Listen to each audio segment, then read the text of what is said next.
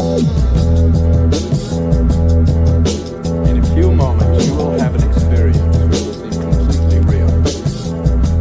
It will be the result of your subconscious fears transformed to your conscious awareness. You have 5 seconds to terminate this tape.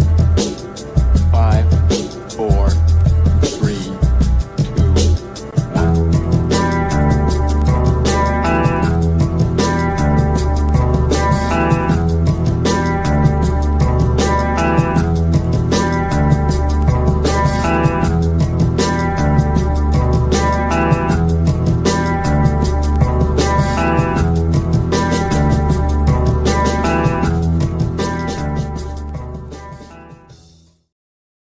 What's up, everybody? How's it going? It is another We Are So Back Wednesday, another BG-Cast Wednesday live podcast.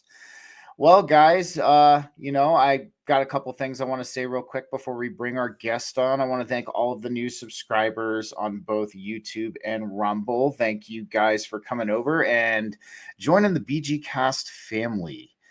It's really good to see this expand. It's really good to see you guys checking me out and liking what you see. And if there's anybody new here tonight, please do not hesitate. Give a like and a follow. Much appreciated here. One thing I want to say real quick, too, before I bring my guests on, guys, if you notice that the playing field's just getting really dirty right now, man. And what I mean by dirty is we have this bot attack going on. I know we talked about it a little bit last week on the show with Urban, the Nerd in Charge, and Stove, how they're using these bots to filter down content creators like you and I. And they are trying to throw us in whistleblower ghettos. Well, it's just getting worse because today I posted a reply which was a really great counter argument to the current narrative that's going on. But 5 bots liked it within like 1 minute and filtered it down, guys. So they're starting to play dirty. Do not lose hope, everybody, okay? They can't stop what's coming. This is why they're acting like this. So don't let it drain you. Don't let it make you disheartened. We have a few viewers in the audience. We got Don and Spinja, of course. Thank you guys for always being here. We got Big Daddy Drew, aka Andrew of Heavyweights Life Feels, and of course we have the Spirit Mom herself, Transcending Ascension. Nice to have you guys here. Nonetheless, let me bring on my guest. Let me introduce her. So I actually got linked up with her through a friend of mine. And, she had actually watched the interview I had with Chris Snipes over on the Melt podcast. And, after having a phone conversation with her, getting to know her a little bit, I got to say, I'm really looking forward to sitting down with this individual tonight. She kind of blew my mind. They're after our blood and our DNA for more reasons than we can even imagine. And it gets a little bit strange and it gets a little bit eerie when we kind of start diving into what they could possibly be doing with us. So nonetheless, let me introduce you to my guest, Mrs. Emily Moyer. Hey, how's it going? I'm doing well, Steven. How are you? Thanks for having me. Absolutely. Absolutely. I've been looking forward to this ever since we talked. Like I said, was saying a little bit before, we went live. Our discussion made a lot of things kind of come full circle for me. So I'm really looking forward to diving into a lot of this tonight. So one of the questions I want to ask you is, Emily, because I do ask everybody who's been on my show or who's on my show for the first time, tell us a little bit about your awakening story. What was that burning bush moment or the multiple burning bush moments you could have potentially had that kind of made you open up your eyes a little bit more and see this world in a different light and make you understand that there's more to what's going on than meets the eye? So, okay, I think maybe that there's 3. There's 3 of them that sort of go into this, right? So like the first one was had to be pretty young because I remember it from when my mother was still living with us and my mom left when I was 6. And so I remember this just very deep feeling in my heart that there was another reality that was going on that my parents weren't telling me about, that they were conspiring to make me believe that the parts that they were, the only thing that was true was the part that they were telling me, but I knew secretly that they knew that there was something else going on. And that there was like, right. And I used to like come down the stairs. I was not a good sleeper as a child.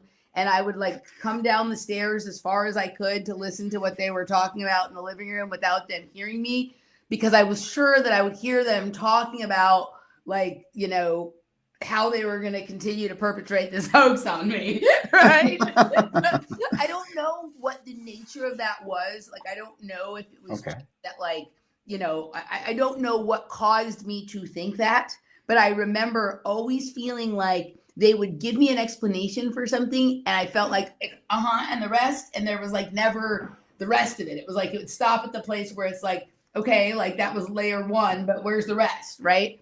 So I think I always was of the mindset of like, there's what you think is going on and there's what's really going on, and they're not usually the same thing. Right. So pretty much baked in. And then I'd say like next layer of it for me really came like with the years of drug use, which began for me like when I was about 20. Right. I had a year of cocaine use that was like pretty intense. And then a couple of years where I didn't use any drugs. And then I started going to raves and parties and taking, you know, ecstasy and LSD and then also got into other things like meth. But like during that period of time, like with the cocaine, I recognized that there was like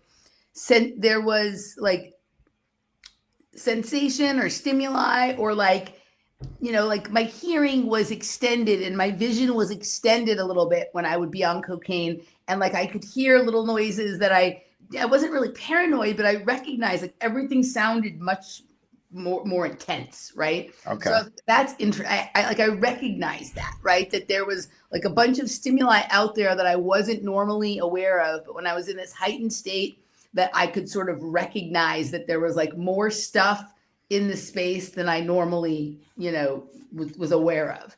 I completely understand. Yeah. Years later, when I got into like really like LSD and methamphetamine, but later, like I would say this is true of other psychedelics like mushrooms or whatever.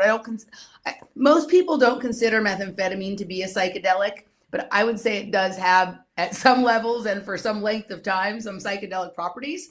I really started to recognize that there were many other concurrent realities that existed here, kind of like there are many stations on the radio. And just because you're only tuned into one doesn't mean that the others don't exist. And sometimes, you know, are on the outskirts of town, the two stations bleed into each other. And then you recognize that there's multiple things fighting for the same space, right?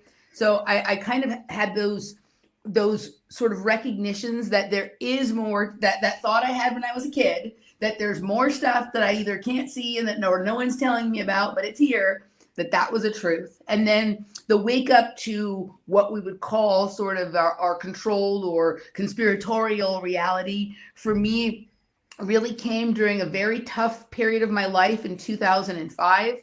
I had moved back to Los Angeles from my big adventure in New York City, which I had dreamed about my whole life. Like most kids they like want to grow up and get married or have children. I gave no shits about either of those things. All I wanted to do was move to New York. And finally, at the age of, 20, 30, I was 25, 28, close to 30, right? 28, okay. 29 or something like that. I made it to New York, and it was a miserable experience. And I had moved back, and I was having trouble accepting what had sort of happened. And then also my stepbrother died in a very tragic way, unexpectedly. And during that same period of time, I decided to go back to school, and I was taking this class. So I was kind of in this emotionally raw state, and I was in this class at school called the Sociology of Drug Use. And I thought the class was going to be more about the behavior of people who use drugs, right? But it wasn't. It was really about sort of the history of like drugs and the laws around them. in this country, and how that sort of intersected with our like political and social reality. And as part of this class, I learned about the Dark Alliance series of articles, which were the articles that Gary Webb wrote exposing the connection between the Iran-Contra scandal and the crack cocaine epidemic that came first like South Central Los Angeles or the ghettos of Los Angeles, and later into inner cities around the country, and all of the machinations that were around that are wide-reaching and deeply far implicating of lots of things, and sort of started to understand the process of like problem, reaction, solution, right? And then also there was a very short segment of the book, and then I think probably a lecture in class because of the amount of impact it made on me. It couldn't, like, literally the part in the book is so small and it has like an outsized space in my memory. So there must have been like a lecture or some other assignment around it. Was the first time I heard as an adult the term MK Ultra, and that when I heard the term, something came alive in me. Like, I know what that is. Like, there was this familiarity, and then the description that was given, I felt like while it wasn't incorrect, it was incomplete. I was like, no, like it's something I somehow instinctively I know what this is, and it's something more than just hookers giving Johns acid and people observing through two-way mirrors. Like, sure, that's part of it, but that's like, that's like saying the pickle is the burger or whatever it is, right? Like 100%, yeah. kind of, right? It's on the burger, it's part of the sandwich, but it's not the thing, right? And so that really began me starting to dedicate my time to, like, endless rabbit holes all the way down, spelunking over from one rabbit hole to the other, and really like deconstructing my entire understanding of reality to the point that probably like it definitely drove the people around me to probably a level of exasperation with me that I'm lucky that they have somehow overcome. And also probably was, I'm lucky to have survived it, because for me, it intersected with a lot of drug use, a lot of recognition about why, for some reason, these explorations felt so personal to me. And eventually the realization that if it looks like a duck and it quacks like a duck, we probably got some duckiness going on here.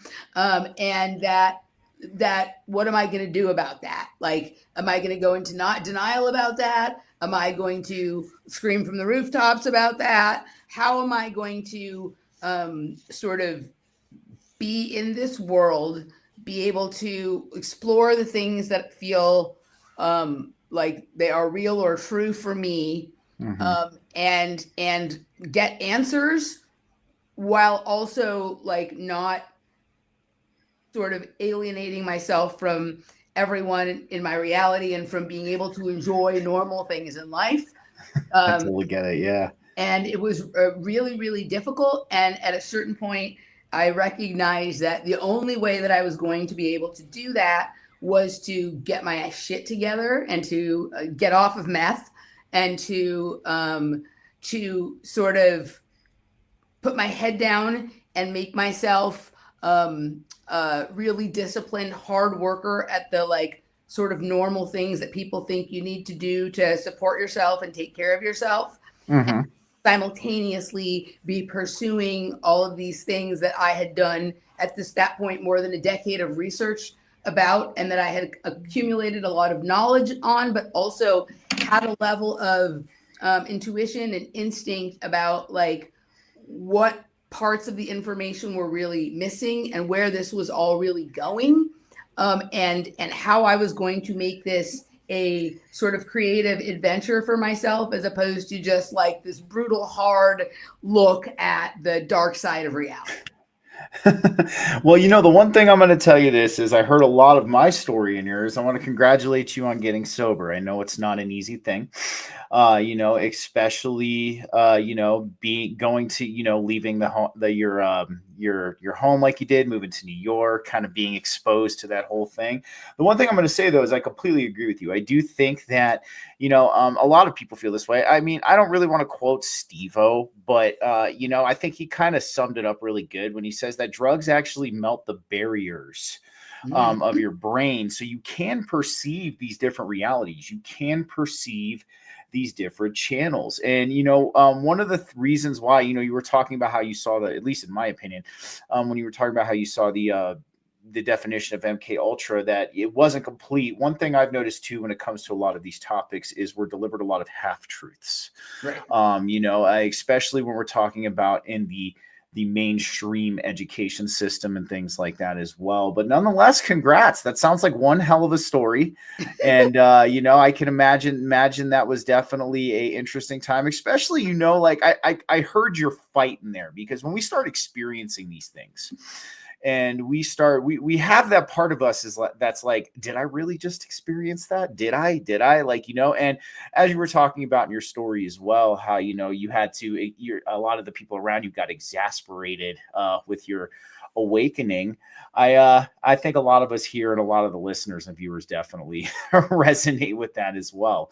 So props to you. Really fast, I just have a quick comment from one of our viewers. Don Rogers of March 4th Production says, I think there's a lost ability to shift between those frequencies, radio stations she was talking about. And I think we completely agree on that, Don. Well, Emily, let's dive right into it, because one of the things that you real quick, one thing I want to say before we move on. Right ahead.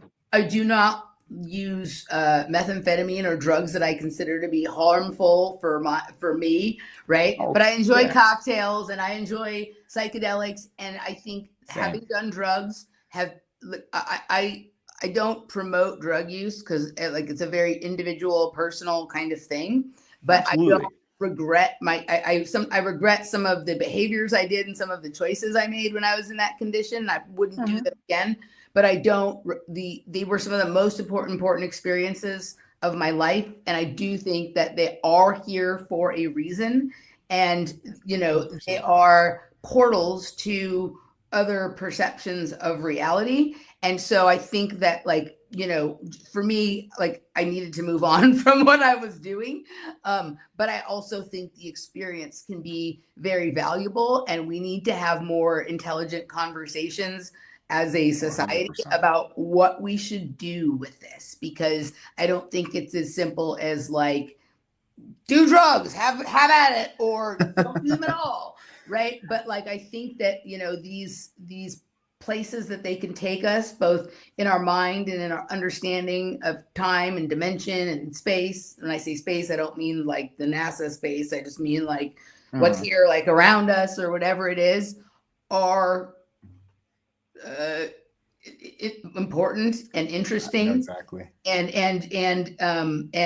are part of the equation here when we're trying to figure out what the fuck is really going on. So I 100% agree with you. I'm the same way. I am going to be having my first ever 5-MeO DMT experience this summer.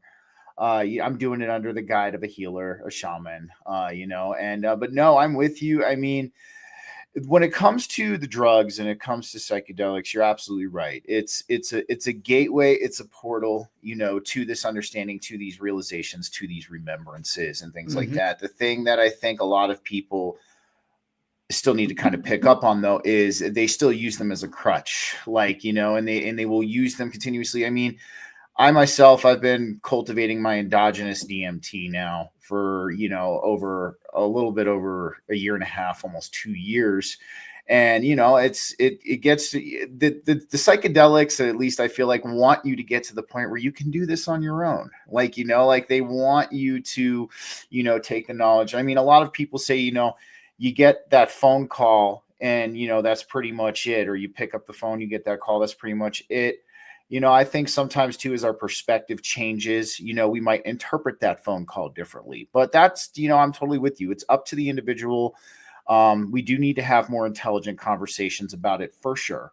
And, I think really how it should be used is in a ceremonial setting with healers and things like that. I think that would be a really good way to break it in. But nonetheless, yeah, let's dive in. The thing that you specialize in the most that completely interests me, and it's kind of completely blew my mind when we had our conversation, was the DNA. We have this talk about bloodlines. We have this talk about our DNA. There's very interesting things about it. I mean, I'm at the point where I also think that a lot of our junk DNA could potentially be a tie to our origins as well. But let's kind of dive into this because this topic really interests me. We know how obsessed the parasite class, the invisible college are with our blood and collecting it and analyzing it. So how did you end up getting into this field of study when it comes to looking for truth?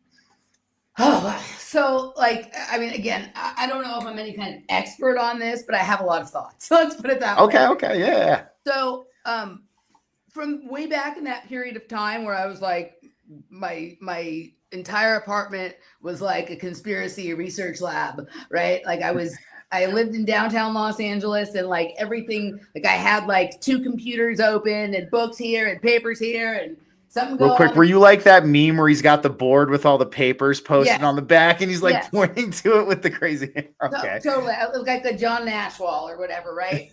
And I was fueled by drugs, so I could follow every thread to the very end, right? I could complete the thought type of thing. I was always pretty interested in DNA. I really liked to look at like DNA art. And a lot of times when I would have psychedelic visions, the visuals would be like I still have a lot of visuals with psychedelics, but they were often of like geometric, sacred geometry, hyperspace, mandalas, like stuff like that. But sometimes I would see like particular symbols or sigils or like little figures that like when I would kind of look into what they were, they seemed to be some alchemical symbols or sort of signs for certain like processes, like certain chemical processes or certain energetic processes, fusion, different kinds of stuff like that. And also a lot of like DNA. And those 2 things were always kind of connected to me, right? Okay. Psychedelics and DNA, or not 2 things, these things, psychedelics and DNA, electronic music and DNA, because I like to go to underground. I like techno and I like underground dance parties. And this is like what I was also doing it simultaneous to all of my conspiracy research as I was exploring the depths of the deep, dark underground in Los Angeles. Right. And enjoying that, and sometimes it was quite an adventure. And I still enjoy those adventures. I'm with you. I used to be a huge, I still love EDM, and stuff like that. I used to be in the rave scene too in the golden age. So I totally get it. Yeah.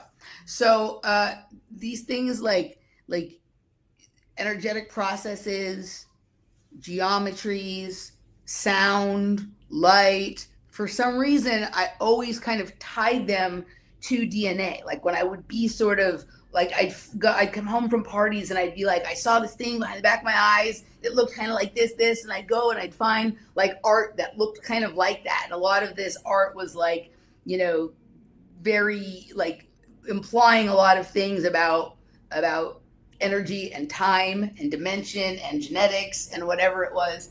So those things were always connected for me. And I don't know, like, when it went from just like, oh, I like looking at DNA and it's clear that like there's some sort of symbolic significance for me with this.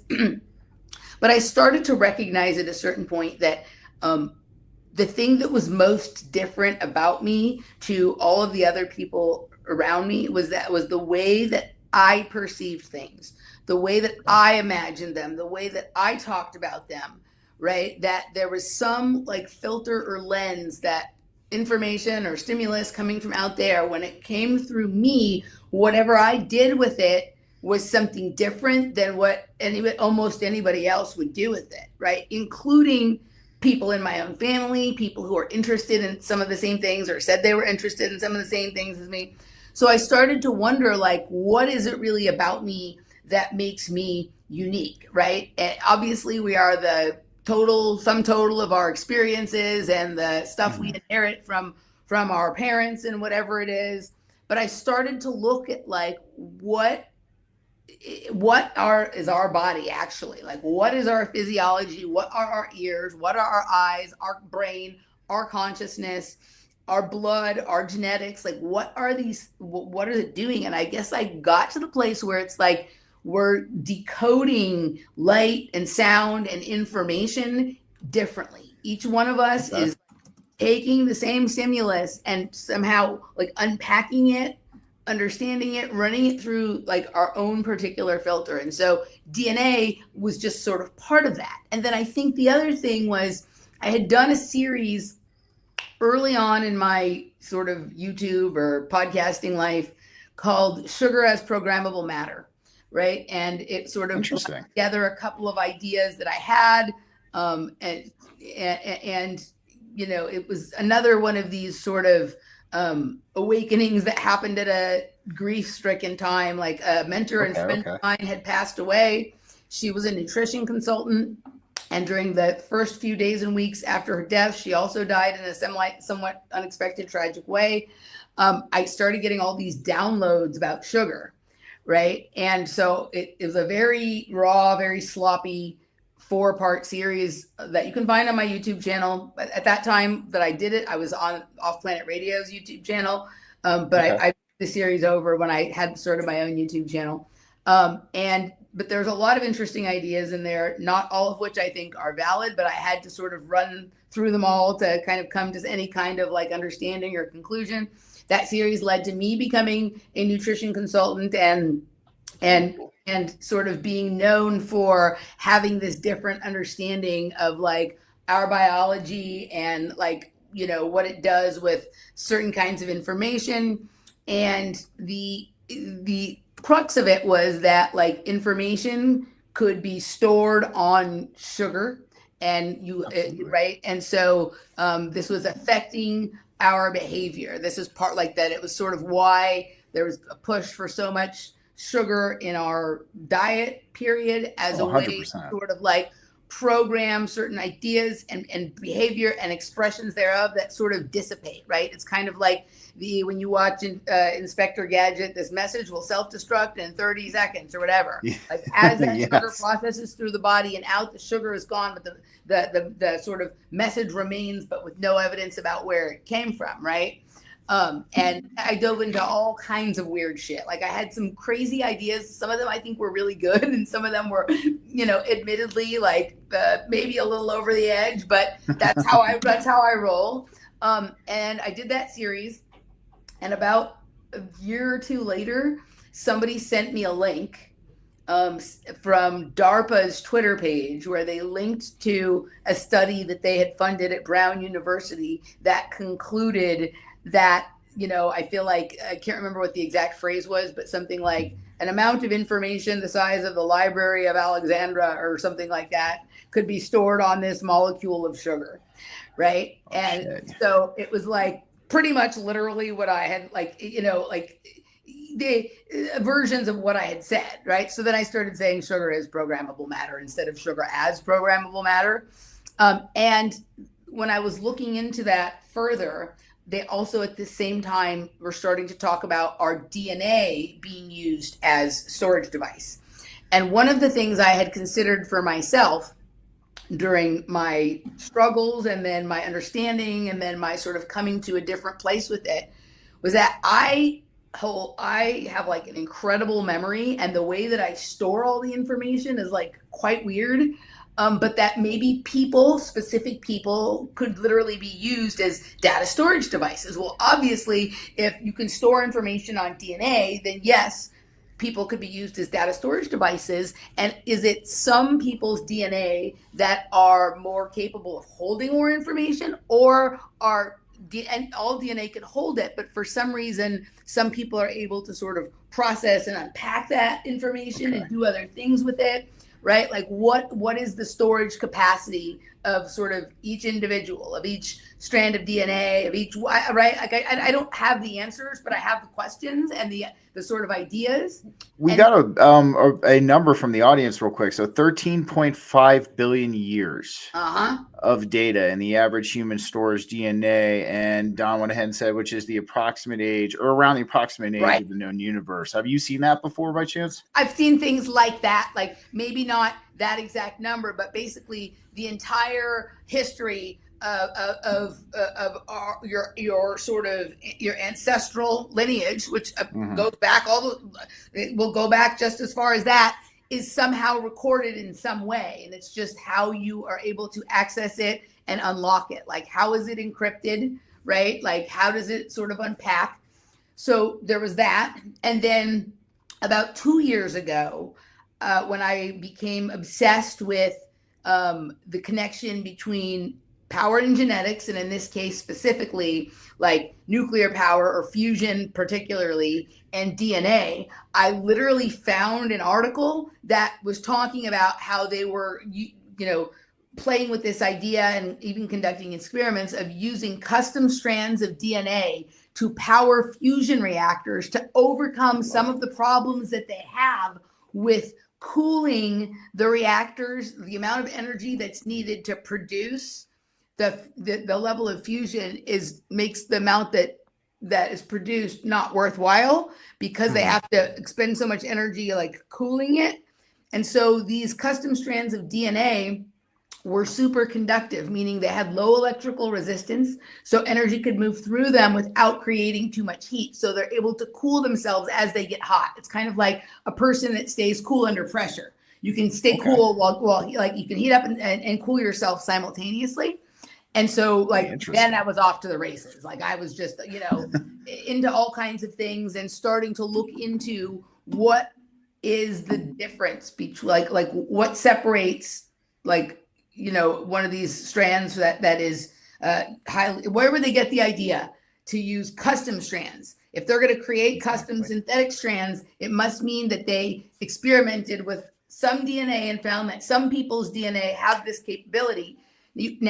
Right? You can't just go like having a DNA harvesting farm from the people unless you have like a global pandemic maybe and ask everybody to take a test. But even then you have like a limited supply. You're going to have to manufacture some more. But there you're like getting a lot of samples to see which one has the juice. I'm not saying I'm understanding all of this correctly, by the way. These are just the ideas my mind has about it, right? So okay, so you're getting this idea from certain people. So there are some people that have like some secret sauce or some special sauce in their DNA. What is that? What makes one person's DNA have more of whatever, more or less of whatever you're looking for than someone else's? Is it literally something in the DNA, or is it the way other parts of their genetics, things about their blood, or the way that I don't even know all the right technical language, sort of that is the basis for which the genes give expression, right? Like, what is it? And I started to look into like the sort of different kinds of rare like metals and different kinds of things that are in people's blood. Right. And I've never thought about it, because when we think about bloodlines, well, sure, we've heard the term blue bloods or people with a lot of copper or iron in their blood, but we mostly think of it as like rich, old British people with receding hairlines and crooked noses who like have hoarded all kinds of wealth and have these disgusting palaces, and like they have these family crests with all this symbolism that also seems to be on all the corporations and governments, and like maybe they eat babies, who the fuck knows. But like, what if it really is literally like they have there's something in their blood, right, that is like that they're really like fixated on holding on to, right? Either keeping it pure or really managing who it mixes with, because just like you can put two elements or substances together in a laboratory to create an alchemical reaction, like when two people with different sets of things in their genetics and in their blood like, for lack of a better term, come together, like over unity can be achieved, right? We can produce like a sort of reaction that is highly energetic, or that gives rise to like genetic expressions in their children that are more advanced, or that they consider. When I say more, I don't like this hierarchical thing. I understand. If we all know this, like, some people have just got a spark that others don't have. And other people who don't have that spark might be like really calm and lovely to be around. And that's important too. So I'm not saying that this is like makes a person better than another. But if you have recognized that like certain characteristics and certain combinations of abilities or energies or whatever it is give rise to like the next level that you're trying to unfold of understanding our reality, or mapping out hyperspace, or moving through fucking portals, or whatever, the sky's the limit on how weird we can get with this, that the basis for all of this lies in the genetics of the people, then you start to look at the people as resources, right? And you want to hoard them for yourself, not what I want to do, but people who are in these positions, right? They want to either hoard them for themselves or have access to it if they feel like they might need it for some machination they're doing, whether it be technological in nature or biological in nature or whatever, or certainly at least understand what the capabilities and possibilities of all the people in the realm are. And you want That's very interesting. I want to bring something up real quick. So I kind of did a little quick search real quick about what kind of rare metals can be found in blood. And what we have right here, actually, this one kind of stands out to me: gold. Right. The fact that this could be found, in rare cases, it can be found in blood. But, this is very interesting to me. Kind of talking about what you were talking about, the sugar, real quick. I kind of want to dial back to that real fast. Food itself is information. That's something, being as a nutritionist, I'm sure especially on the path that you're on, food itself is a source of information. And, even the information that we ingest, and what you kind of said really, because we talk about the sugar companies and the whole debacle with sugar. I mean, that even goes back to, what was it, the late 1940s, early 1950s, where the sugar lobbyists in Congress beat out the USDA. So they made fat the issue for obesity back then, as opposed to it actually being these high sugar processed foods that are coming out. But the fact that you said that there could be ideas or things implanted on this food doesn't surprise me at all. I mean, why do you think sugar's so big? Why do you think sugar kind of mucks up the brain in our bodies? It causes our frequency to drop. I mean, that would make a world of sense, what you're saying, that they could possibly utilize these bad foods or the high sugar things to actually utilize some kind of programming into us, and maybe even potentially our DNA. I'm completely with you on that. And, it's very interesting to me, the thought came to mind when you were saying this, maybe this is why they're so selective, with who they interbreed with, or who they have children with, is, maybe not just to keep it all in the family, but they're technically doing almost like a form of eugenics. It's almost like an organic form of eugenics that they're starting to do at this point in time.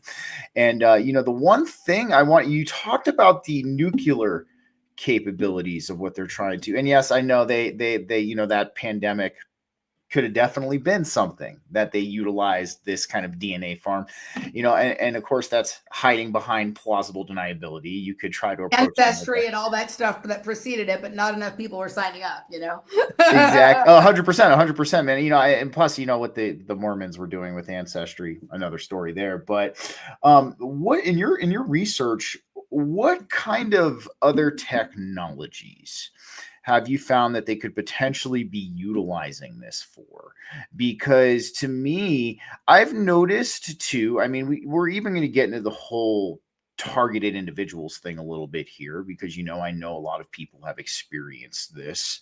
I mean, is this potentially, in your eyes too, another reason why people could be targeted? Is it possible that they have some kind of rare makeup in their DNA that they're trying to, I guess you could say, research, understand, potentially utilize for these technological purposes?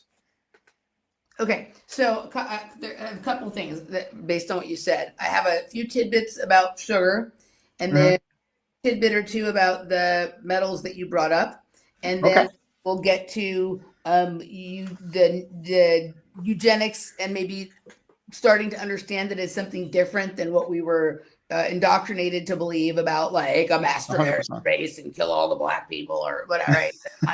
Okay, and how that might tie into like how they're observing and trying to understand individuals. Okay, so I'll give you a couple of tidbits about sugar that are really interesting.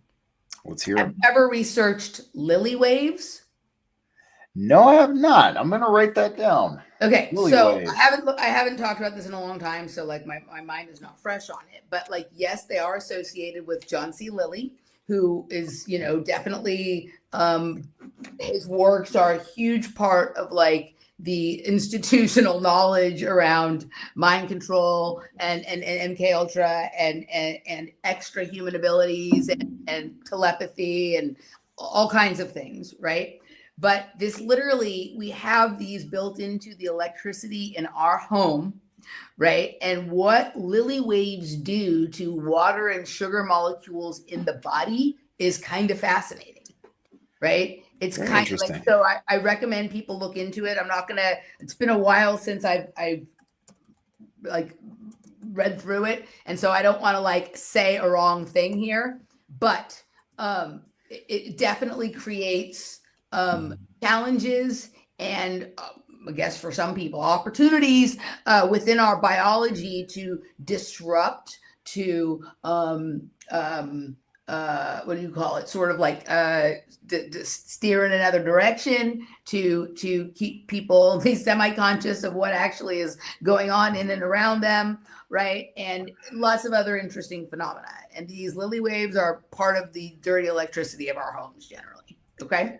Very interesting. So that's why the 60 cycle current is just such a bad current. Yes, I'm with you. You're an electrician, so it's right. So you'll find it all particularly interesting. Okay. Also, a couple more things about sugar. If you ever watched the TV series OA, right, that there was some implied information there, and that they were doing the sleep study with the basically like sort of telepathic dreamers in an old sugar factory. Whoa, that's interesting. A big tell right there. That's interesting. Right? The other thing is that, do you know what the resting level of sugar in the average person's like system or bloodstream is? Absolutely not. Like if you haven't consumed something sugary, if you're eating like just normal, when I say this, when I say normal, I don't mean you've eaten pizza and hamburgers and French fries. I mean, like even if you're a person who's like not eating carbs, you're going to have some like sugar in your system because like everything breaks down to some. Okay. Like if you haven't been consuming stuff that spikes your blood sugar, the resting rate is about 5 grams. 5G. We have a technology called 5G technology that people feel like is interrupting their biological rhythms and their mind and whatever it is.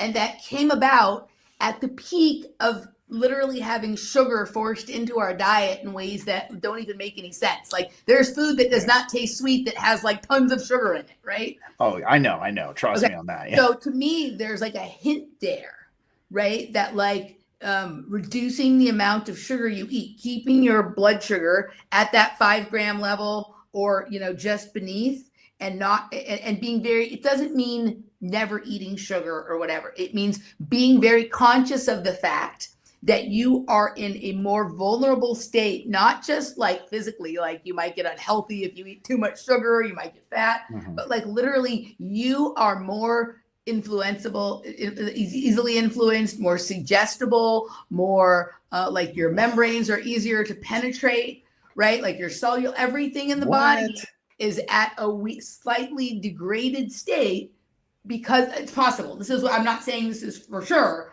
but like think about that. Like, But it makes sense, yeah. right? Okay, so that. And I discovered that while doing research on sugar as programmable matter. I couldn't believe it because it was at the height of everybody freaking out about 5G. And I'm like, holy shit, like the level that your body should be at if you're healthy is about resting 5 grams of sugar in the blood, right? So that's like so this wild. barrier. That's like this barrier between control of your own self and being subject to influence from the externally in a way, right? That you otherwise wouldn't be.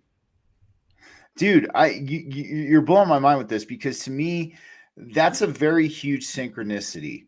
And I mean, we look at all of the stuff, because I'm an avid health and fitness enthusiast myself. I understand what you're saying about sugar, but when you look at the vast majority of the people, I don't find this to be a coincidence at all, who are extremely susceptible to the narratives and the programming. They are not healthy, and they could potentially be ingesting these large amounts of sugar. Especially what you said about the I'm going to have to check out that show, because especially what you said about the telepathy or the dreams in the sugar factory. I mean, we even look at sugar itself. It's a crystalline. So, I mean, we look at graphene, we look at the quasi crystals, we look at these different crystals that they use to either send information, store information, things like this. You got it. And I mean, why turn your body into a crystal radio? 100%. All right. So let's go a little bit further now. Now, what kind of, and I have another question I'll ask you after you're done with this one that actually kind of goes into the psychic abilities and stuff. What have you found other potential technologies that they could be trying to use our DNA for? Are these technologies, are these just research, or they're looking for a way to potentially program us even further? I mean, what are your thoughts on that? So, okay. Couple of things, and I want to mention those list of metals you brought up. Let me bring them back up again real quick. Hold on. So obviously people are the gold, and so we know all about that, but I don't know a ton about all of them. I do a show about the periodic table, so I'm learning about like all of the different elements and all of the different things, whatever.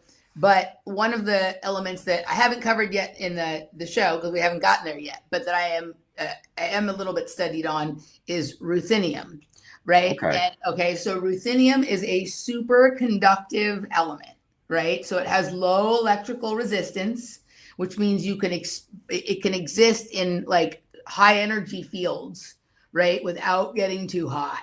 Okay, that's my understanding of it from the best I've been able to research. Okay. So there is a natural fission reactor, or it's in a place called Oklo, Gabon. It's like 2.5 billion years old, I think, million or billion years old, and it's natural. It's not like some device that Boeing or Rocketdyne or Raytheon built. This was something that based on something that was going on in the universe. I don't know if there was like an asteroid. I don't know what happened, but there was a location in this piece of land where fission was naturally occurring for a lengthy period of time, right? And you can even look it up. You can look up natural fission reactor, Oklo, Gabon, and you see this like weird sort of scar on the ground.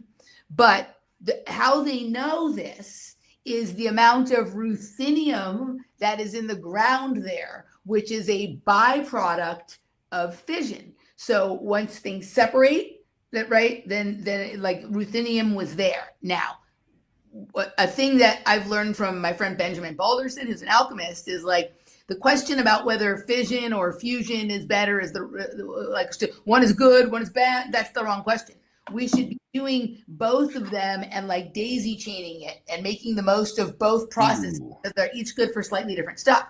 So when fission happens and then you have ruthenium, ruthenium is waiting back there to be used in the fusion process, right? In the fusion process, which is bringing things together. So I was like, okay, the ruthenium is like a really interesting element. And as I was understanding ruthenium, I realized simultaneously I was doing a deep dive on my mother because she had just passed, right? And I was trying to understand some things about my mother. And I found a lot of her old papers and was looking through things. I found other papers years before, but I found a different set right around the time she died. And within the same like week or two, I figured out, so like my mom's name was Ruth Ann Moyer, which sounds a lot like ruthenium, right? Yeah. And my mom was born in 1944, and ruthenium is number 44 on the periodic table. And my mom's father was a Mason, right? And he had it all set up for her to, like, my mom was pretty much a genius. She got like one wrong on her SAT, and she was supposed to go to Stanford. And he got very upset when she didn't want to go to Stanford and she wanted to go to UCLA. He called it the Little Red Schoolhouse and it created a kerfuffle, but whatever it is, she went there. Someone fixed her up with my dad, right? And I started to go, well, I wonder if this is what like secret societies and Masons and people like that do, like with their kids. They name them something that people in the know, they would know that you are advertising that your child has got ruthenium in their stock. And if we're trying to create fusion, which is creating more energy, like delivering more energy than it took to produce it, then you want to put them in an arranged marriage with someone who is going to help that process come. I'm just making this up, but this is what I'm thinking, right?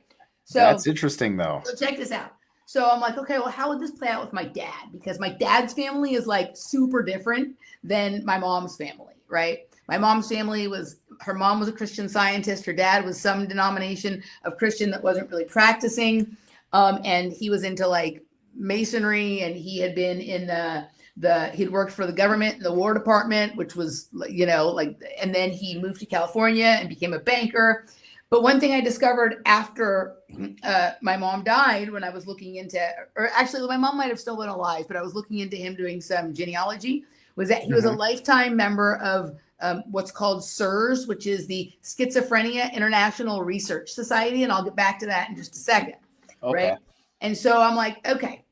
So my mom used to go and like, she was in Job's Daughters and the Rainbow Girls, and she would play the piano for the Masons and things like that. Right? Oh, wow. Okay. So let's pretty deep. Yeah. Out.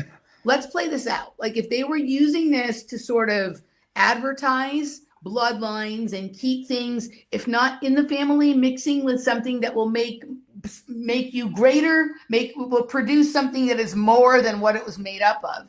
Let's play this out. All right. Let's go and let me see if I can like just making this up, like create an element to associate, not create, but find an element to associate with my father.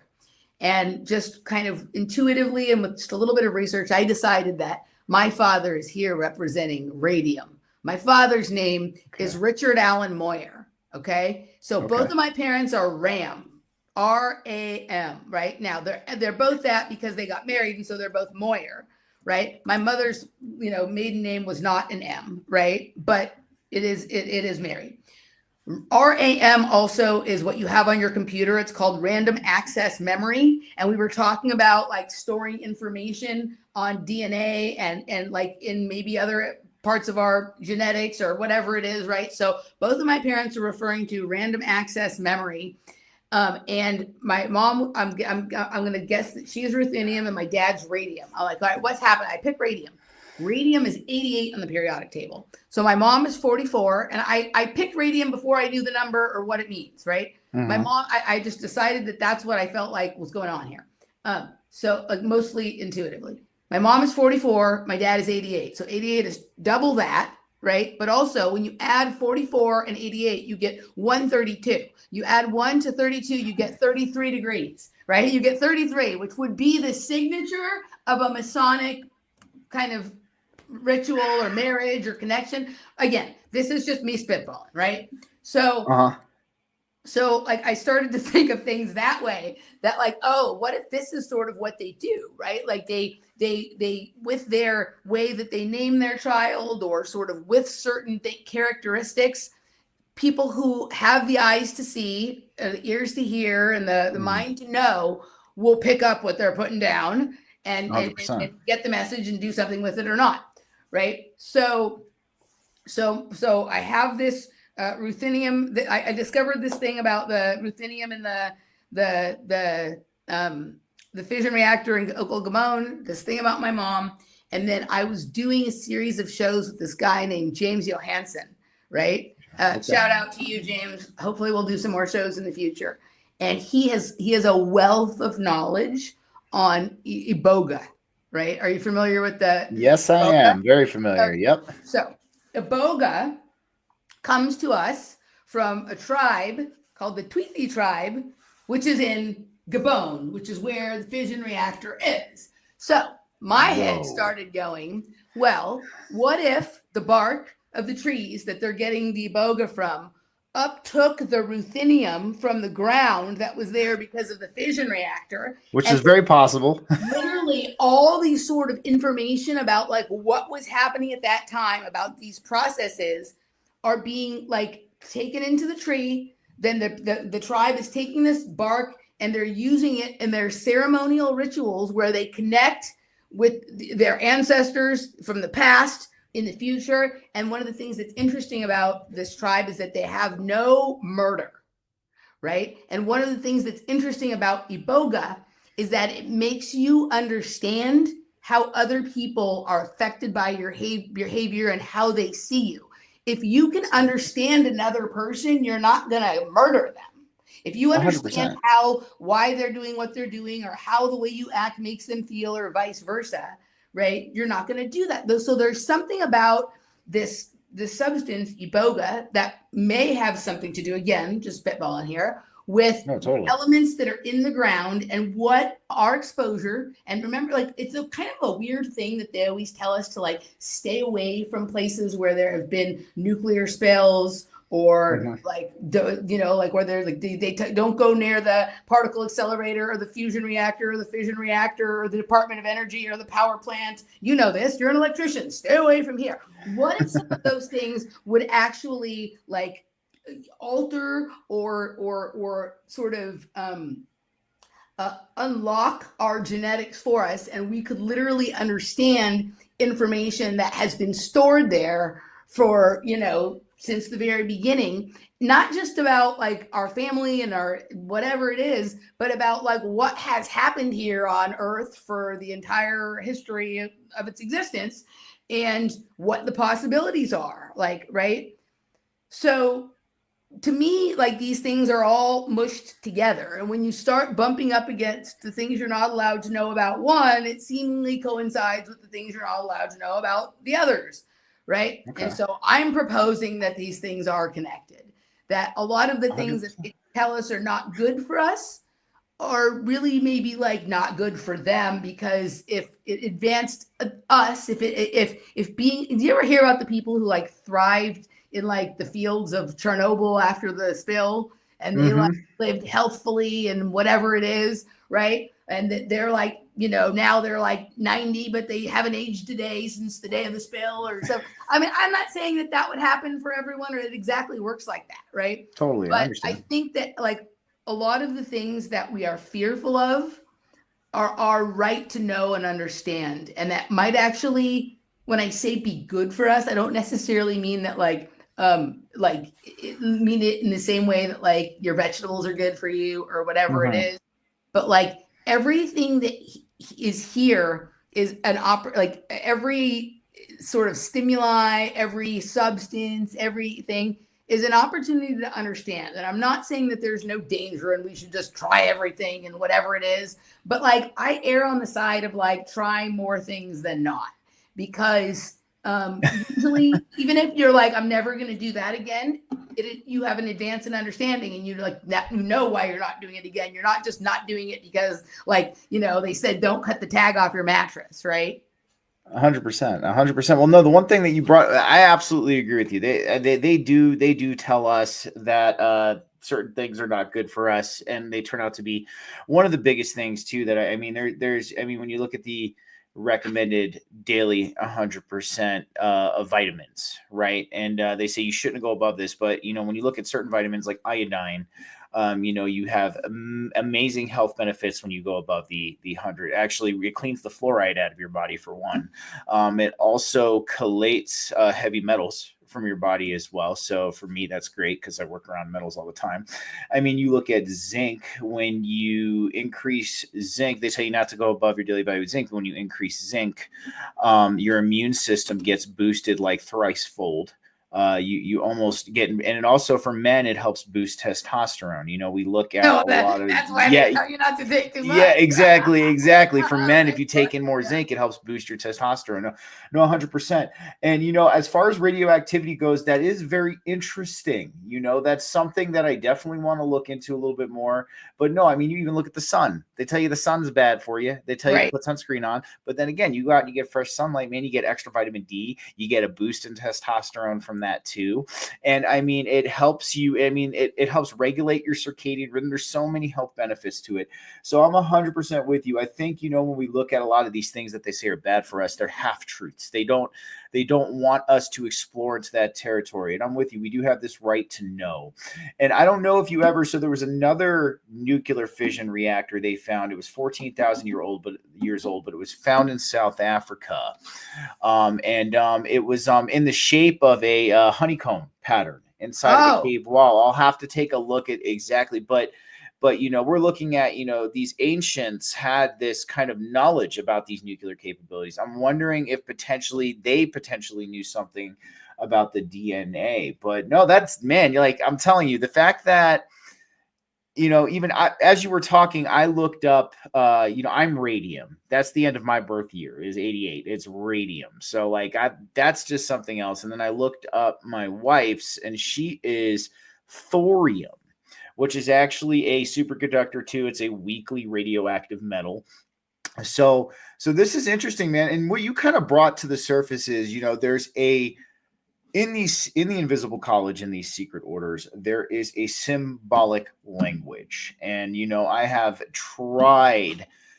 I've found ways to describe it here and there. I understand it. I've seen it. I've looked at it. I've done a whole show on symbolism and how they use it to relay messages. But you're right. I mean, you can take a look at that. That is another that's another level of this symbolism that they could potentially be using, to do this arranged kind of stuff, or to have this desired eugenic outcome that they're looking for. Very interesting stuff. So one thing I want to ask you real quick too, and again, kind of going in with the DNA, and then I want to kind of ask you about, because you brought up Job's daughters. I know that's a very Masonic thing. I definitely will kind of want to dive into you with that a little bit. But have you heard of the GATE program?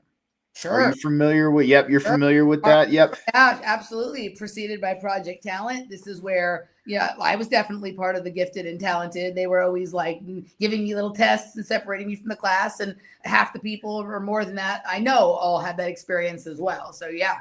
Well, I watched some of your shorts, and some of your stuff preparing, and you did bring up these spy schools, these intelligence agency schools and things like that in one of these shorts. But I'm curious if maybe the DNA is factoring into the GATE program potentially, because we know that the GATE program looks for people with psionic or psychic abilities. I myself remember very strange testing when I was a kid as well. So I don't know if you've come across any of that in your research. I mean, is this a possibility that they are looking for this through other means than just collecting blood? Do individuals that have this kind of capability always potentially have this kind of metal floating in their blood, or this kind of DNA sequence that allows them to do that? Have you found any of that in your research?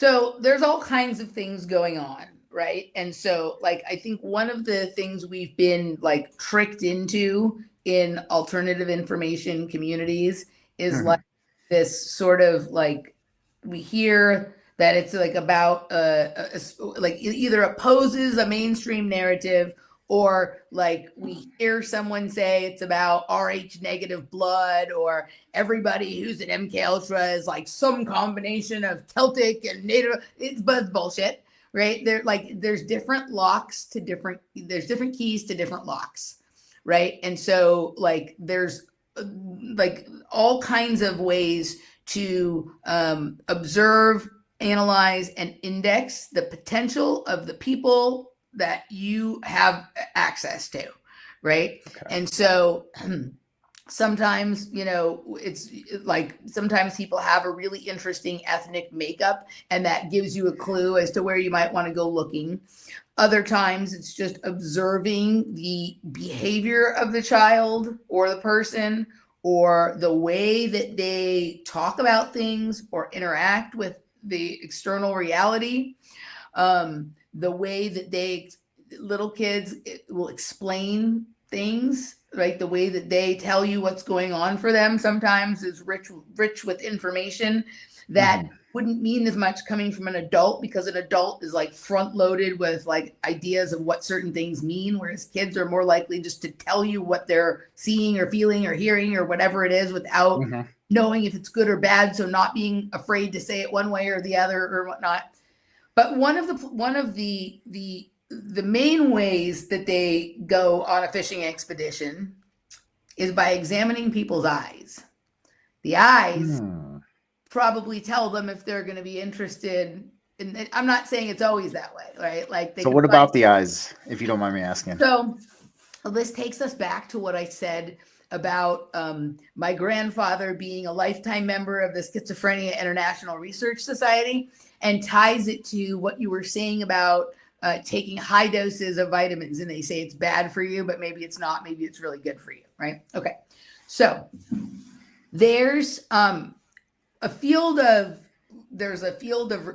like looking at the eyes that they call iridology, that they will say is quack science, right? But some people might be familiar with it. And in that, like, you analyze the like color map, the coloring, and like the spot mapping on people's eyes to try and figure out like maybe like imbalances in the system. They have lip congestion in this organ or something going on, right? But there's also like these more metaphysical or spiritual ideas that like these markings or colorings in the eyes could informative about where these people have been in other lifetimes, or maybe in this lifetime that they have had an experience that was like highly dynamic, like maybe they sort of busted out of the time stream for a second, or they like had an interdimensional experience or whatever.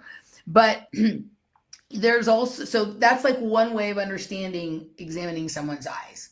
There's also in secret society called the Oculist Society, and optometrists and ophthalmologists held pretty interesting roles. If you look into like the ancient Egypt's understanding of the eyes, they had a different eye doctor for the right eye and for the left eye because it correlated to different parts of the body.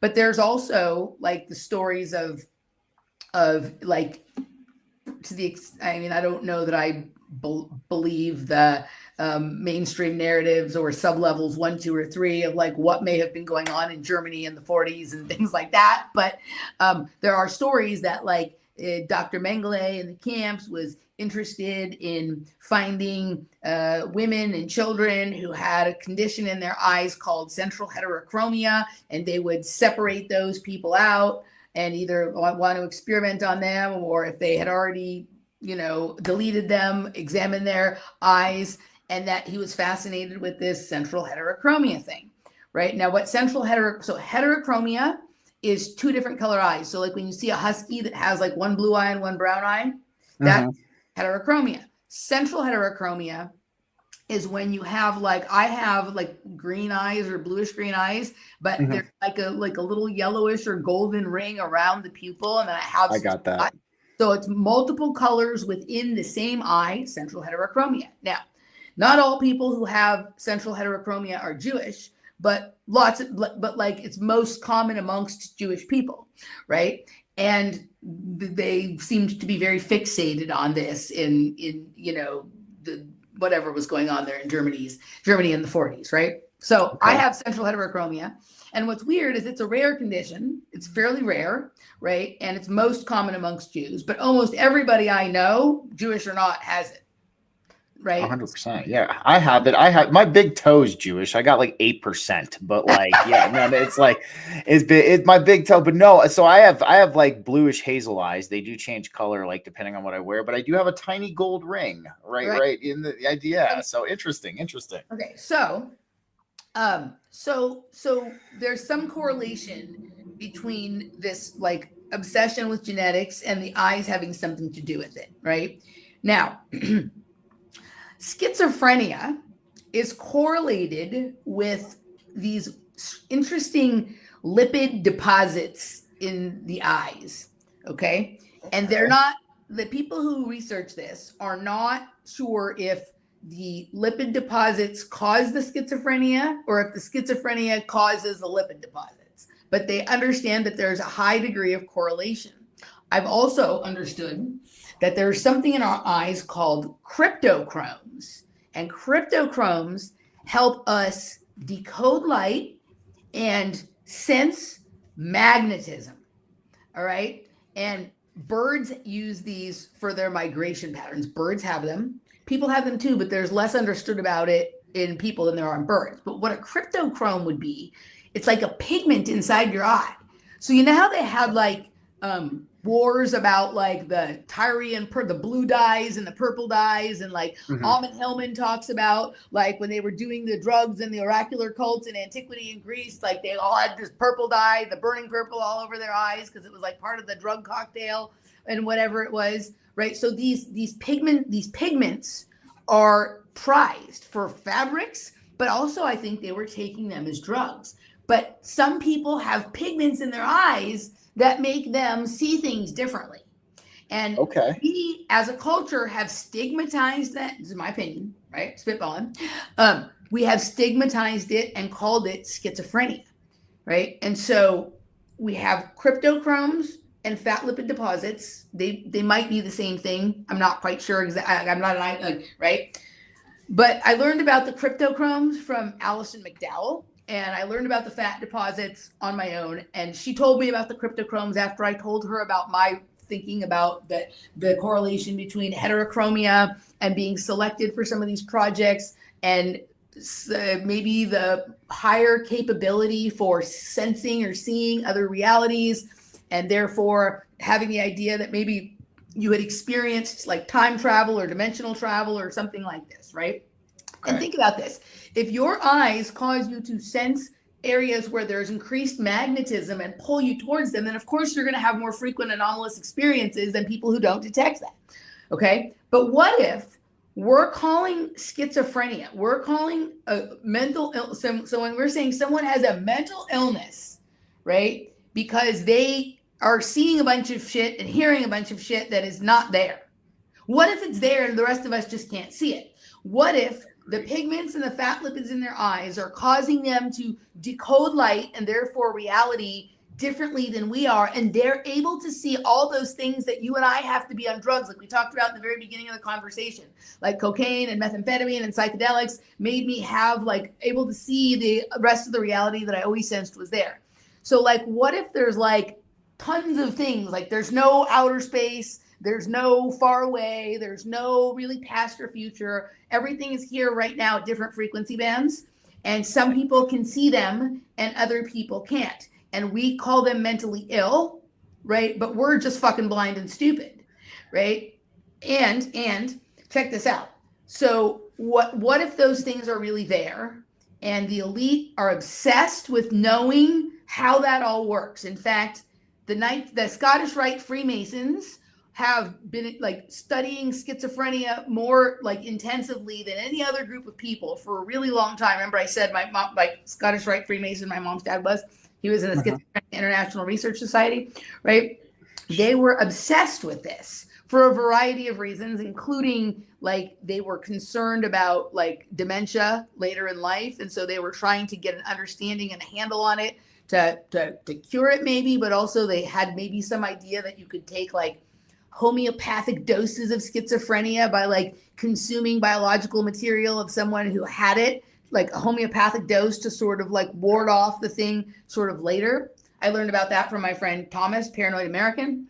Awesome. Okay. But so some people can see all the other stuff, right? In fact, sometimes I see the other stuff, but I'm aware that it's the other stuff, right? Like I know where, like what the main reality is. And like, sometimes I see little things out of the corner of my eyes, or I sense that they're there. And once I sense that they're there, I can kind of focus in on them. And like, certainly if I'm on something, I can sense them even more, but I'm able to keep track of like what my primary reality is, what's the next one over. And the people we call schizophrenic just can't. They can't track which stuff is like here in the hard reality, the most dense, and which stuff is less. And so instead of like helping them to manage that, we call them mentally ill. But do you know what would actually help them manage that? Do you know what they give people who have bipolar disorder and schizophrenia to get them off of their medications and to get them able to manage themselves? What's that? High doses of vitamin C and vitamin B3. Look at that real quick. One thing I want to say real quick, and I want you to continue, because I'm at the point where I had to switch pages I've written down. So it's like, this is like, but the one thing I'm going to say is I completely 100% agree with you. I think they, especially like things like autism and schizophrenia, they demonize these and they call them mental illnesses. But what we're really looking at are latent capable abilities that these people have. Yep. In my opinion, when you're looking at schizophrenia, you're looking at, how we have the dial, to change the channel.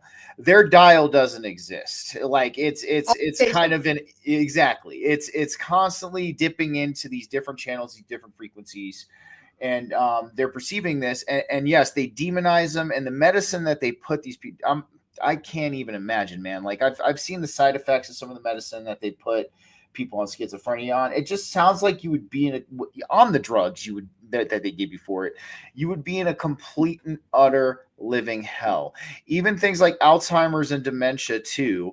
Like that's something that Don brought up from March Forward Productions, but especially autism, because in my opinion, those who are on the spectrum are in a different frequency of consciousness than the people that, the everyday normal person that's walking around. But what they do is they demonize this and they want to make it because they do not want it coming out that this is a potential. Or what they're trying to do is they're trying to study it. Learn how to potentially do this eugenic combination that we were just talking about to give rise to somebody with these abilities, potentially maybe even in a more perfected state than we have right now. So no, I'm 100% with you on that. I think that is the truth. I just, it's very interesting. We're going to dive into this now because you've brought it up a couple of times and I'm interested to hear your stories on this. So I'm sure because Joe has called them this too, the invisible college, like the Masons, the secret occult order that does however they do. I've experienced them myself. I was actually talking with somebody earlier. They like to blend into society and take very mundane jobs. They really like to do road working. They really like to do package delivery services. They like to do weird things. But what is your experiences with this in your life? Because, you were talking about how, your grandfather was a Scottish Rite Freemason. We talked about Job's Daughters, which has been seen almost in a lot of ways as a nefarious kind of group in a lot of ways to what they do with these young women. I mean, what are your experiences with this in your life? Because this is something that I've been personally myself trying to crack. And get more information on. I've been kind of putting together this puzzle, the GATE program, the blood, all of that is part of this puzzle.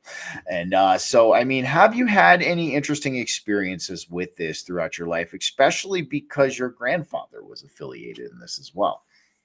Okay. So I think that we're in a completely different world now. And these things used to be harbored in these very secretive, but very formal sort of like organizations. And as we move forward, it's really not like that anymore. Everything so in my opinion, really what MK Ultra became was this sort of study of the overt and the latent abilities and potentials of human beings and how you could manage them, how you could compartmentalize them, how you could like put them away and bring them out later? Could you manage them? Could you control them? Could you do it with drugs? Could you do it with sound? Could you do it with light? Could you do it with hypnosis? Right?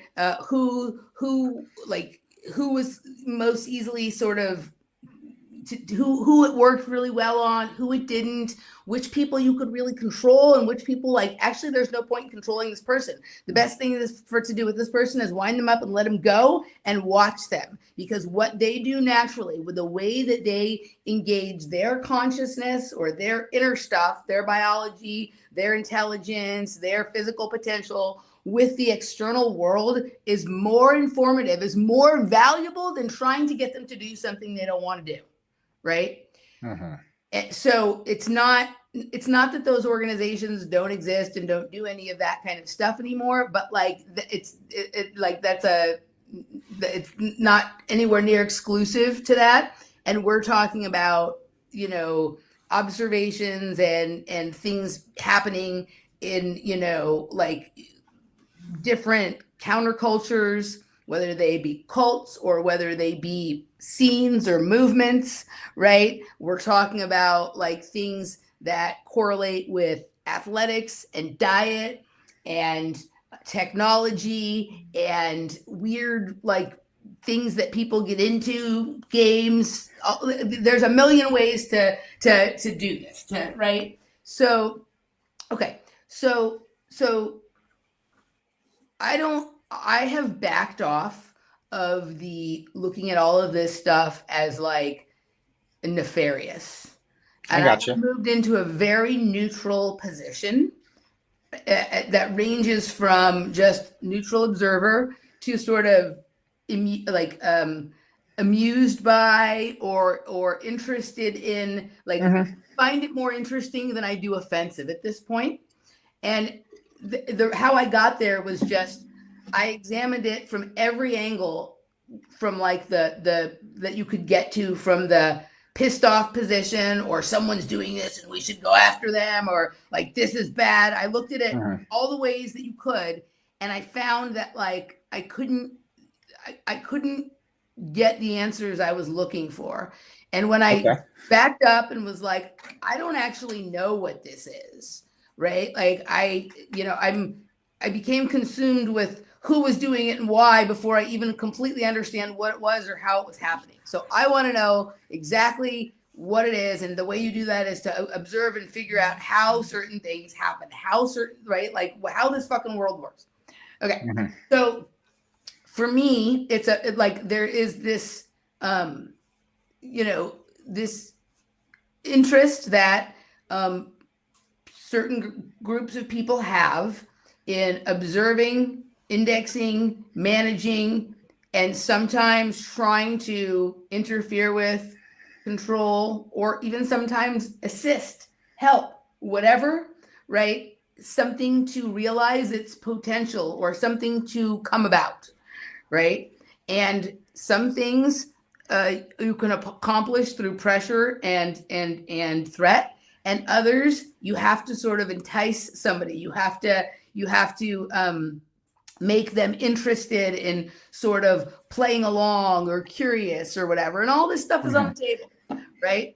And the people involved in these things range from just like anything else. There's good people, there's bad people, there's people who are doing it because they think it's interesting. There are people who are doing it because they were blackmailed. There's runs the whole gamut, right?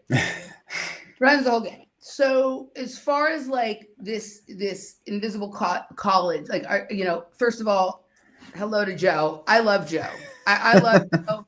I think Joe is a very unique and special individual.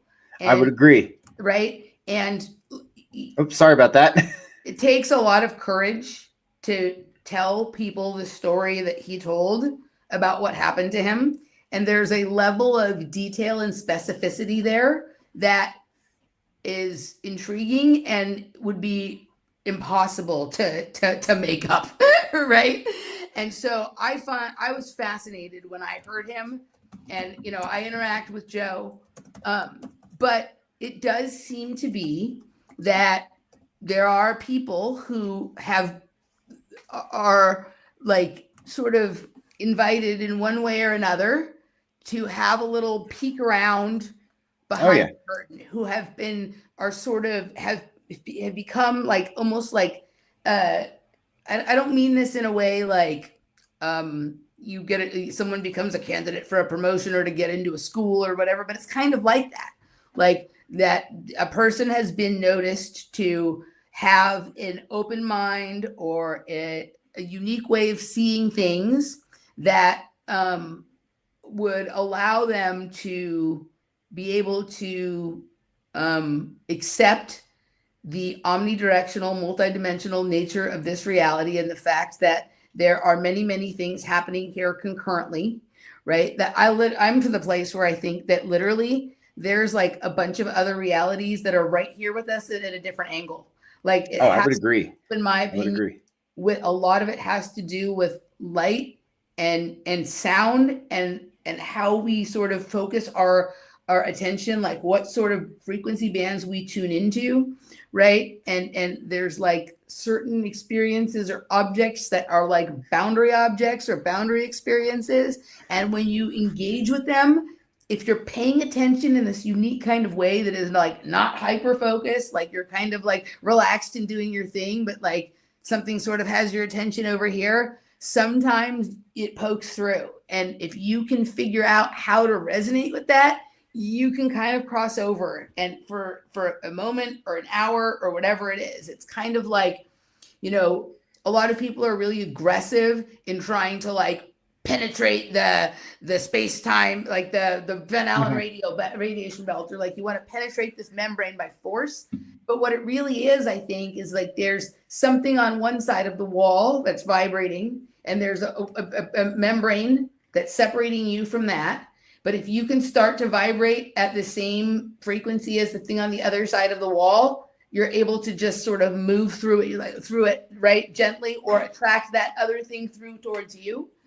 And you can have, you know, what I call an edge experience, right? Oh, 100%. And, you know, that's one thing I completely agree with you, because there's octaves of this existence. You know, I mean, when we look at, you know, because yes, I'm an electrician, but I was a musician from a long time ago, and, you know, I still am. And I you know, I understand music theory. And when we look at music theory, it is very much like our existence. It truly is. And I think you're absolutely right. You know, based on our conversation we had, you stated that Joe got a more, I guess you could say, closer and personal look at what was going on. And I got more of a broad spectrum kind of look of everything that was going on. But I'm 100% with you. The one thing I want to talk with you about too, that you brought up, yes, I don't view it all as nefarious. No, definitely not. There's certain things about it I view as dark. Don't get me wrong. I don't view it all as nefarious. I think there is. It's just like you were saying. There's good people. There's bad people. I do think that there are people there that definitely really want to help us. You know, there are people there out of altruism. But there are also those individuals too.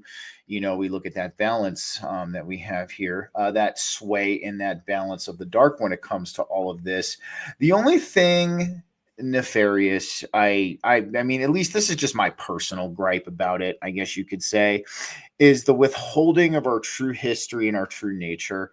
I think, you know, yes, that's accessible to us within. Don't get me wrong. We can access that. And kind of like you were saying too, you know, people who try to externally penetrate the time-space barrier, or externally. No, to me, that's done in here. It's done through cultivating your consciousness. It's done through mastering yourself and your mind, you know, to understand, to be receptive of the things that are on the outside of this density that we're currently in. So, you know, but no, that's my only gripe with them. If I ever got to sit down with somebody in one of these orders, I would be like, what's the deal with this? But that's just me, you know? So I don't like the idea of doing something to someone without their consent. Oh, of course not. Yeah. I am not, right. However, I think that sometimes people consent in a variety of ways. right? And also, and so this is not me making an excuse for someone who does something to someone without the consent. I'm very against that, right? But if a person actually like goes back and really thinks about all the things that sometimes lead up to an experience they have where they feel like someone did something to them or something happened, there was something that happened along the way that was a step that they took or are responsible for, that was sort of the portal to the experience. And so there's an examination to be had there. That doesn't mean that it's like their fault or not their fault or someone else, but like if we pay really close attention to little things that we do and say and ways that we are, sometimes we're sort of consenting in ways that like, it's not really what I meant. And so we, you know, I'm not saying that that's right or good or fair, but also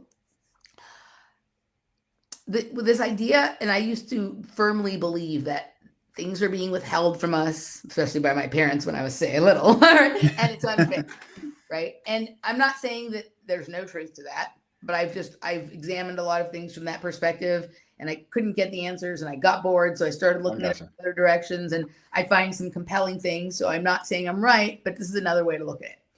Okay. But I cannot get an answer that I've been hammering away at for a long time, and I feel like it's being hidden from me or suppressed or intentionally censored or blocked. I have discovered that if you ask the question another way, you will return all of the results you couldn't find when you were asking it the way you initially asked it, or the way that the media, or in many cases the alternative media, have programmed us to talk about things or ask for things or demand things or whatever it is. And if we get a little bit creative with our language and start to understand other ways to explain the same phenomena, you will find that there is a plethora of information about certain topics that you previously had thought were heavily suppressed. Not always, but often, right? And also, well, that's my real quick, if you don't mind me saying, that's kind of my gripe with alternative media. You know, I think because the surface level of conspiracies have become mainstream, it's done a little bit of a disservice. So I'm with you. I think alternative media definitely programs us, but continue. Yes. So, and then the other thing is, in my experience at this point, I would say that the most important things that I have learned, the highest levels of knowledge that I have attained, are not things that anyone is trying to block. The blockage is there to create the illusion that that is the information that is important. And once you have really observed it all from every angle, you come to realize that like that's a very intelligent tactic, is to sort of like delay. If you want to race out ahead of people, but you also understand as part of your sort of system of compiling knowledge and how all of this works, that like you kind of can't really stop anybody else from attaining it, but you certainly can distract or delay them. And so you have curious motherfuckers or people who are not satisfied with the mainstream story, and the idea is to distract them while you carry the football across the field before they do. Then one way to do that is to create a moat that we call like conspiracy la la land for people to swim in. And now that doesn't, but here's the thing, that doesn't mean that the conspiracies are not true. This is like the biggest thing that I've understood in the last couple of years. Something can be true, but not the point. I like that. You summed it up so fucking well. Oh my goodness. Yes. I'm going to take that with me. Thank you for that. Keep going. Yeah. So true, but not the point, right? So once I am done, once I am bored with all of the impediments that I think people have put in my way so that I can't get to where I want to go, and I've, expended tons of energy being mad at this globalist or that fucktard or this whatever, and, and then I start thinking about, like, I don't even know how I ended up here, but like, what secrets could be, what phenomena about our reality could be so interesting or so mind-blowing and so readily available and apparent that if people weren't distracted with other stuff, that you are willing to let them believe all kinds of heinous things about you to distract them from paying attention to what's going on in front of their faces.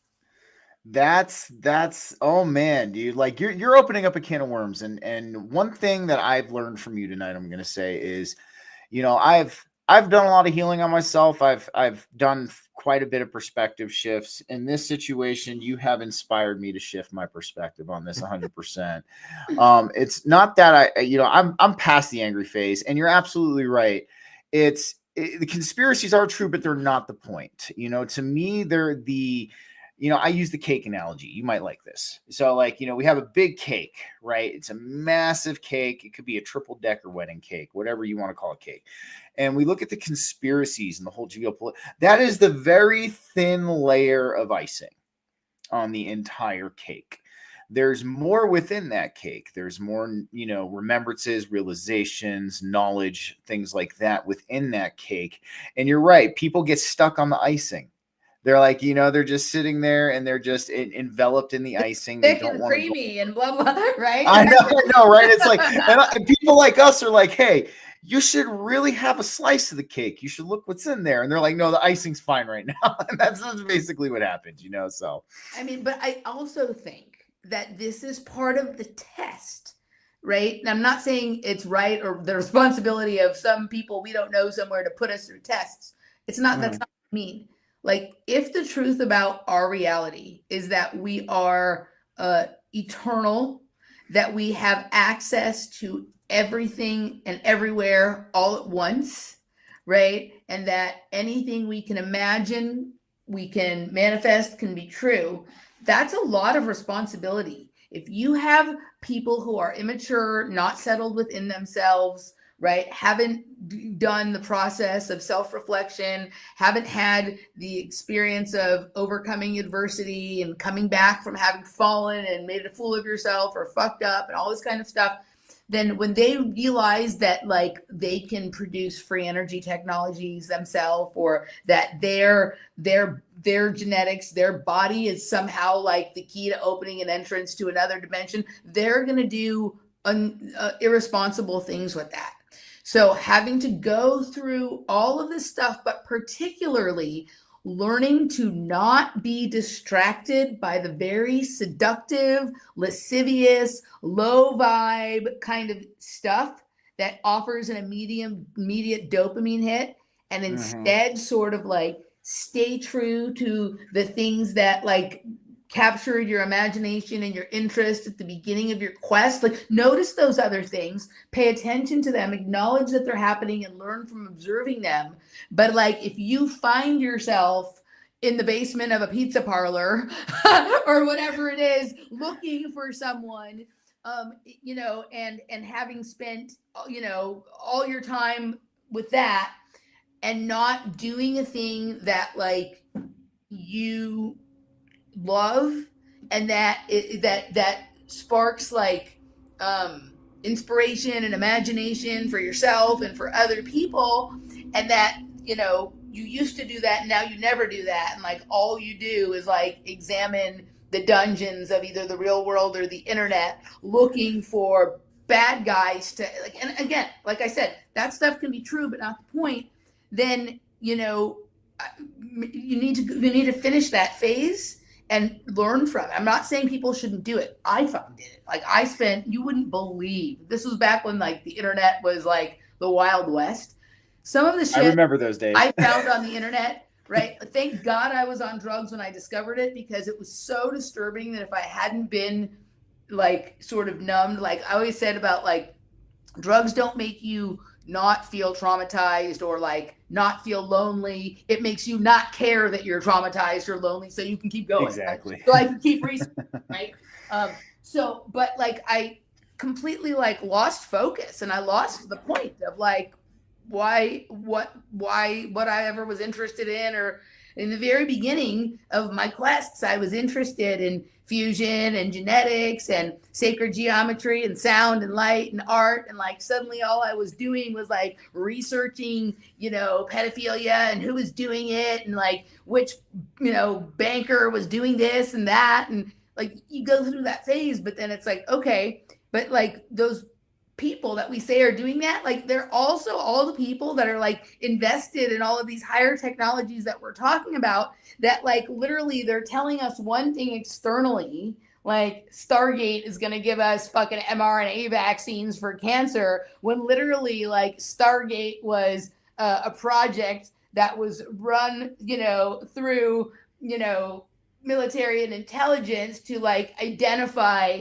people who could fucking open portals on some level. Like I'm paraphrasing and making it more simple than it is, right? So it's like, yes, we want to collect people's genetics so we can make cancer vaccines. No, you don't. You want to collect people's genetics so you know which ones can open which portals. And if you would, right? Like they're all the things are connected, but like, it's like the other side, you know how like with a filter or like a sieve, right? Like you're trying to filter out the stuff, right? It's like if it was reverse, right? So like the stuff that is like the good, the interesting stuff, that the truth or whatever it is like the opposite, and we've been fed and I say it's not that it's not the truth, but like we're getting the crud on this side and the clean water is going the other way, but we think the crud is the goods because it offers up the lascivious evidence and information about whatever the fuck it is, or whatever low vibe thing that they've convinced us that like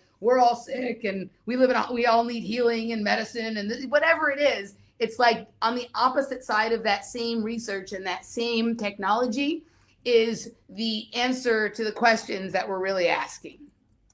Exactly. No, you've definitely caused a shift in me tonight. I'm going to put it that way because I do, one of my, let's get to the conspiracies are true, but not the point. I want to bring that up again because that is just my favorite thing. Yeah. Because I'm at a point where I've done a lot. It's not that I've done away with all of them. They're not my focus anymore. There's still a lot of people's focus in the, or the truth community, and things like that. But to me, my focus is the spiritual nature of me, myself, and this reality that we live in. In my eyes, I think that's where the conspiracies led me to. It's like I use this example. Yes, like the conspiracy moat, the La La Land. Take a plane trip there. Maybe rent a hotel room. Hang out there for a little bit, get some learning in, but you're not supposed to buy a house there. You're not supposed to settle down there. You're supposed to move forward. And, that's why honestly, back in the day, I woke up in 2008. Like I told you, it's been a long time for me, but, back in the day in the community, we used to be like, wow, man, it's going to be really cool when, this stuff kind of becomes mainstream. And now we're looking at that happen, and I grew up, trust me, I matured when coming from out of that. And it's like, no, because now this is everything everybody's going to focus on. Right. There is something way deeper going on here that needs to be acknowledged. And at least in my eyes, one of the reasons why the greater collective refuses to acknowledge it as much is because then they're going to have to go within themselves. They're going to have to take accountability for who they are. They're going to have to take accountability for their actions and their behaviors and things like that. And not hating on the average person. They're wonderful people, but that's kind of a lot for the average person at this point in time to actually kind of dive in and look at. But no, you're absolutely right. I don't want to cut this off. We are hitting the 2-hour mark, but we'll kind of phase out with this tonight. If you could stay for a couple minutes after I'll go off. I want to chat with you about a couple things, but you've taught me a lot tonight, Emily, and which I'm very grateful for. Because there's very few people nowadays that I get what I would say useful information from, or new information to me, or something I can look into. I feel a lot of people are out there just saying the same fucking thing over and over again. They're regurgitating the same conspiracy with a new spin on it. They're bringing back an old story that we've read up on before, and they're portraying it as new. You have taught me a lot of new things tonight. Number one, I want to thank you for that. That's something big for me. And Thank you. Oh, absolutely. I mean, even though yes, you're not an expert, I'm going to tell you this: you're very well educated, and you know a lot. And don't sell yourself short on that as well. So, and honestly, yes, you've shifted my perspective. We even have people. There we go. Great show from Don Rogers and Mark. Thank you, Don. Yes, and and you've inspired me to shift my perspective. I think there was a little block there, like that you kind of brought out tonight. I was really picking at that invisible college thing for a little bit, but I'm releasing that now. I'm going to look at this in a completely different perspective, and I think that's all of you listeners, all of you viewers out there tonight. Listen to what Emily is saying. We can be our own biggest block from finding, I mean, those who have been with me for a while, how many times have you heard me say we are the source of 99% of the things that happen to us? It is our decisions, our actions, our intentions, that really cultivate and manifest our reality from that inward experience that we're having into our outward experience. So we could also be our biggest obstacles into finding these remembrances, these realizations. And Emily, I completely agree with you. I have the bone I have to pick with alternative media could be a fucking 3-episode series at this point. Like, only 3? Only 3? They would be long episodes. They would probably be like 3 to 4 hours a piece, but they would be long episodes, trust me. But no, and it is, guys. And that's why I tell a lot of my listeners, and I tell a lot of my viewers, that, you need to be looking to the things that are silenced. You need to be looking towards the things that, people are getting kind of chastised or ostracized for talking for, because when we look at a lot of the truther community right now, they're still absorbed in people like Alex Jones. They're still absorbed in a lot of these people, these alternative media sources that, at least in my eyes, like, yes, they're compromised, but that's not the point. We have to, look deeper. We have to look further, and we have to be willing to release expectation and attachment to what we see as the truth or our remembrances. And we have to learn how to accept it for what it is. And I think that's probably the best way I can sum this up. But nonetheless, Emily, this was an awesome conversation. We are definitely going to be doing a round 2. In both the Rumble and the YouTube YouTube descriptions, I do have your YouTube channel and I do have your Facebook, although I hear you're not on it that much. But if you have anywhere else anybody can find you, or you have any cool projects you're working on, let them know now. All right. So I'm kind of spread out all over the place. My YouTube channel is my name. You'll find a capsule with a DNA strand as the avatar. That's usually for people who have ever looked at anything in alternative media. My name will pop up first for you there. And I have quite a bit of stuff there, but I literally have thousands of episodes on Patreon. Like maybe it's several hundred, right? But I have patreon.com/offplanetmedia. That's still the same Patreon from back on my Off Planet Radio days. And then I have emilymoyer.locals.com. I also have a couple of different projects with local pages that you can find links to from my YouTube page. I do have a Rockfin channel with rockfin.com Emily Moyer /Emily Moyer. I don't do too much there anymore because it's been a little bit weird over on Rockfin. But I have lots of series that I've done with other people, lots of guest interview shows. And then I am building out and working up right now my first ever solo series that will just be me and no guest, no co-host. And it will be it's forthcoming. It should probably debut sometime like late spring. but I'm going to be taking a look at MK Ultra from really an entirely different perspective than anybody else in this space has, and it's a perspective that I have come to through my own experiences with this phenomena and through the years and years and years of research, the many interviews that I have done with others who have experienced the phenomena, people I've agreed with, people I've disagreed with, people I've learned from in the drug space, in the science space, in the antiquity and ancient religion space, in the sound and lighting technology space, that have influenced the way that I see things. And I think the small amount of publicly available information about MK Ultra that we have been programmed to focus on was only a very small part of what was going on. And in this case, and it sounds bizarre, they actually wanted us to believe that it was just this dark and evil thing. And I'm not saying that it wasn't, but there were hundreds of other studies and experiments conducted that get into areas that are exploring the boundaries of human potential, not what you can force someone to do, but what happens to someone when you allow certain circumstances to arise.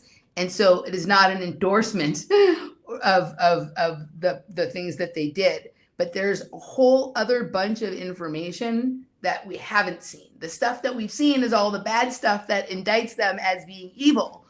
I know that there's other stuff there, and the stuff that I think is being hidden from us is the stuff that would explain to us the nature of our reality and our role in it.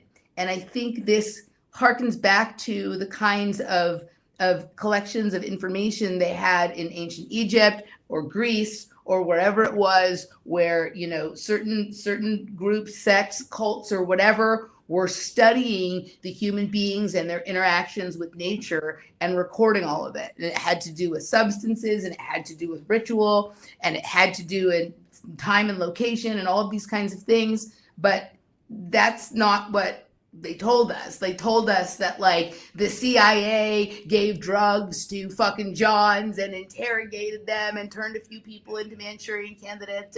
And I'm not saying that's not true. It is. But again, it's like saying that the pickle on the hamburger is the meal. It's like, where's the beef? Right? I want to know about the beef. And so I'm with you. I am going to use my research skills for the public portion of the series, and then I am going to use my own imagination and my own sort of outside of the box thinking for the occulted version of the series, which will be a paywalled series where I'm going to propose what I think may have really been, you know, possibilities for what may have been going on and what may have been found out, and see how many sort of connections and ties that I can kind of find. And so I'm starting to like lay out the groundwork for that right now, and that will be coming this year, and then we'll see after that. I dig that. Hold on, you're getting a lot of love. You got Transcending Ascension already subscribed. You're very smart. Love it. That's Diana, the spirit mom. She's a cool person. Let me tell you something, Emily. You've blown me away. Like I said, it's not often I learn something new nowadays. Like, you know, it's like I was telling you, it's like I'll go watch a video with a cool title. I'm really into Academy of Ideas. I'm really into after school things like that, you know, different stuff. That's where I try to spend most of my content that I absorb, is learning and, you know, remembering myself and doing my spiritual work, you know, my Kundalini yoga that I do as well. But, it's not often I learn something new from somebody, and then I hear something original, and then I hear something that's very creative. I'm giving you that props tonight for sure. You've definitely sparked something within me. I need to shift my perspective on a couple of things. I can admit when I need to do that. Like, you know, that's something I think we all need to reach for and towards as individuals and as human beings on this planet. We have to be able to check ourselves, be honest with ourselves, you know, be like, hey, look, you know, we need to kind of approach this from a different perspective. And yeah, man, you know, other than that, guys, oh my goodness, I want to keep talking, but I do just stick around for a couple minutes after the show ends, guys. Thanks for having me. Absolutely, absolutely. So, guys, we were supposed to have a guest next week. I have not had a response from her, so I will be sitting down with heavyweights light fields, my bad, and potentially Dr. Autumn, who was on the show back on the second episode of season 3. So we will be sitting down and we will be discussing probably some of what we talked about tonight, and we will be discussing solutions for coalition building to help us kind of bridge the gap in communication here. Guys, you know, my biggest thing is that we are all in this together. It is not me versus you. It is all of us together. We have to work together here, and that is what Common Ground was about. So we will be discussing a lot of those topics next week, solutions that we can bring to the table. And I definitely got a lot of solutions tonight. But other than that, guys, excuse me, thank you so much for joining us for another BG-Cast Wednesday Live podcast. This was a great conversation, and we will catch you guys next Wednesday. Take care, and all of you have a wonderful night.